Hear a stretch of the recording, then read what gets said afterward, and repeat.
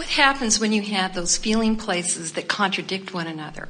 So and this one is actually more, the original question I was here to ask was about some career choices that I'm making.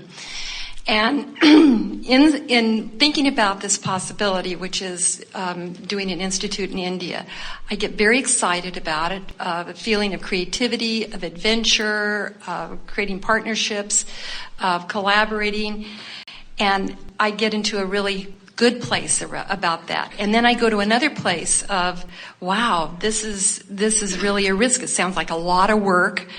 And all right, so now think about what you just said. You said, sometimes I find thoughts that my inner being agrees with, and sometimes I find thoughts that my inner being does not agree with. Now, here, in other words, the thoughts that feel good, your source is in agreement with. So you say, it's an opportunity, it will be an adventure, it will be an opportunity for expansion. When you have thoughts like that, you come into absolute alignment with your source energy. When you say thoughts such as, it's a risk, it might be dangerous, I shouldn't do it, it will distract me from what I'm doing here, people that are around here will miss me, those thoughts are not in agreement with your source energy. So here's the thing that we really want you to hear about this. When you are